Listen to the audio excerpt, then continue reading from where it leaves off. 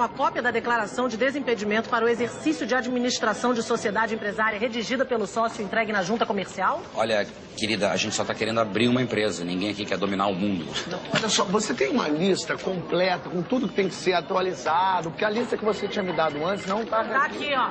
Próximo! Você já se remoeu de raiva de tanto esperar na fila do banco ou supermercado?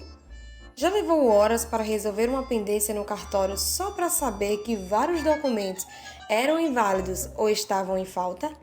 Se pelo menos uma das respostas foi positiva, nem preciso perguntar se já teve vontade de resolver tudo a seu jeito de forma muito diferente que toda essa burocracia, é claro. Já se perguntou por que todo tipo de procedimento nos mais diversificados estabelecimentos é tão burocrático? Aliás, por que tudo na vida é tão burocrático? Então, para que serve a burocracia? Há quem pense que se trate de uma forma do Estado de prejudicar seus cidadãos a seu bel prazer, mas não é bem assim. Algumas pessoas falam que há muita burocracia onde eu trabalho. na década de 1930, um sociólogo alemão chamado Max Weber escreveu um raciocínio que descrevia a forma burocrática como sendo a maneira ideal de organizar agências governamentais. Mas como assim? Seria mesmo essa organização burocrática benéfica para a sociedade em si? Talvez você esteja pensando apenas na parte ruim da burocracia, até mesmo se valendo do senso comum, considerando a burocracia como uma coisa chata. Porém, como modelo organizacional, ela tem uma utilidade que vamos explicar o porquê disso. A teoria da burocracia de Max Weber teria se popularizado por volta do ano de 1940, já após a morte do autor. Max Weber, juntamente com Taylor e Fayol, está entre os principais pensadores da teoria administrativa. A teoria burocrática surgiu em clara oposição às suas antecessoras, ou seja, a teoria clássica e a teoria das relações humanas. A primeira era criticada pelo seu excesso de mecanismos e a segunda pelo seu ingênuo romantismo.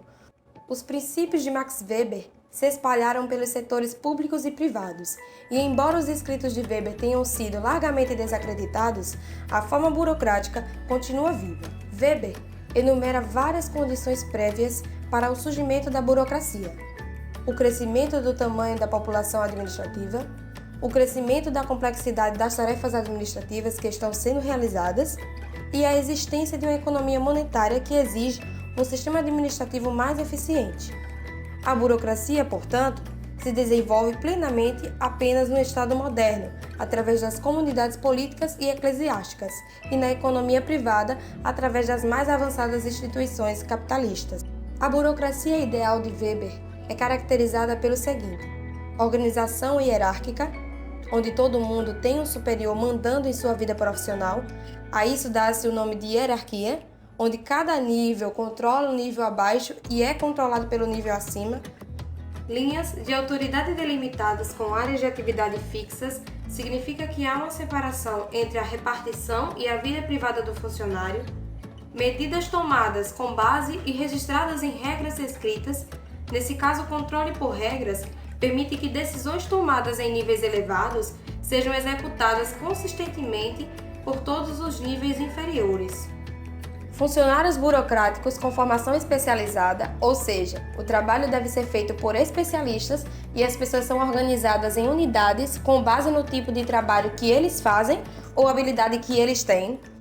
Exemplo disso é quando aquele seu amigo super positivo te diz que você pode ser o que quiser, só não te avisa que há vários processos para chegar ao cargo almejado, como enfrentar o vestibular para fazer uma graduação, e ainda não para por aí. É preciso uma pós-graduação, mestrado, doutorado e por aí vai. E por fim, o avanço de carreira, dependendo de qualificações técnicas avaliadas pela organização. Nesse caso, tem um exemplo. Quem nunca ouviu falar daquele funcionário puxa-saco que foi promovido sem motivo algum? Weber afirma que a exploração do escritório é uma vocação. Para Weber, a sociologia é uma ciência que pretende entender interpretando a ação social, para desta maneira explicá-la causalmente em seu desenvolvimento e efeitos. A ação social é uma ação em que o sentido do sujeito ou sujeitos está referido à conduta de outros, orientando-se por esta em seu desenvolvimento. A burocracia é definida em Weber de forma típico-ideal. Trata-se de expressar típico-idealmente, procurando compreender o significado dos fenômenos ou individualidades históricas. A burocracia é o instrumento de poder e ou administração localizado nas mais diversas instituições ou uniões, Estado, empresa, igreja, partido, etc. Max Weber é o clássico deste tema.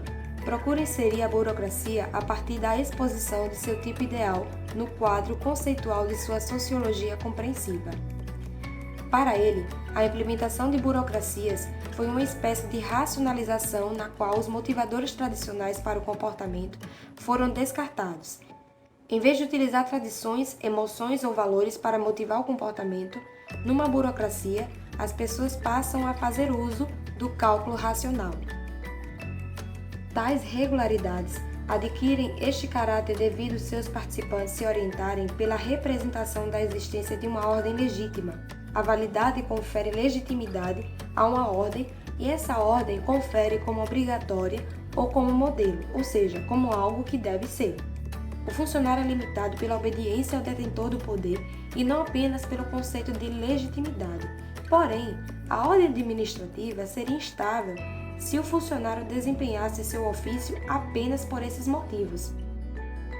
A validade de uma ordem significa para nós algo mais que uma regularidade no desenvolvimento da ação social, simplesmente determinada pelo costume ou por uma situação de interesses.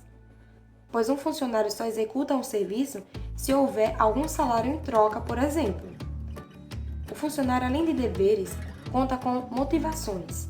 Usufrui de benefícios atraentes para seus interesses pessoais, como recompensa material, desfruta de uma estima social específica, conta com uma certa estabilidade no emprego, se prepara para uma carreira dentro de ordem hierárquica, recebe compensação regulada em um salário normalmente fixo, recebe cobertura médica e de invalidez e ainda a segurança na velhice, representada por uma pensão. Na burocracia moderna, o funcionário tem uma posição impessoal e funcional. A maioria dos funcionários burocráticos modernos e líderes políticos representam um tipo de autoridade. No entanto, embora reconhecendo a burocracia como a forma mais eficiente de organização e talvez indispensável para o Estado moderno, Weber também viu isso como uma ameaça às liberdades individuais. Observou também a chamada tirania do funcionário, ou tirania burocrática, exercida pelo próprio funcionário sobre qualquer outro abaixo de si na hierarquia da empresa, ou qualquer cidadão de fora da empresa. O anônimo funcionário se apropria das engrenagens dos procedimentos exigidos pelas regras burocráticas contra o indivíduo indefeso, exercendo sobre ele uma autoridade legitimada. Ele nunca visualizou uma luta ou uma revolução emancipadora que os ajudasse a libertar-se dos grilhões da burocracia. Ele pensou que era mais provável que o futuro fosse uma gaiola de ferro. Essa tal gaiola de ferro aprisionou indivíduos em sistemas baseados apenas na eficiência. Marx também observou algumas vantagens da burocracia. Como vantagens, a burocracia documenta o processo para que, se surgirem problemas, existam dados para análise e correção com precisão, velocidade, clareza, conhecimento dos arquivos, continuidade, discrição, unidade, subordinação rigorosa, redução do atrito e dos custos de material e pessoal, levando ao ponto ótimo na administração rigorosamente burocrática. Da mesma forma que a impessoalidade das burocracias pode ter benefícios, pois a mesma desencoraja o favoritismo, o que significa que em uma organização bem gerida, as amizades ou influência não devem afetar o acesso a algum bem. Uma das características menos apreciadas pela burocracia é a sua propensão à criação de pilhas de papel e de regras. As burocracias governamentais são especialmente conhecidas por isso. Os críticos da burocracia argumentam que as montanhas de papel e as regras só retardam a capacidade de uma organização para atingir metas declaradas. Eles também observam que a burocracia governamental custa aos contribuintes tempo e dinheiro.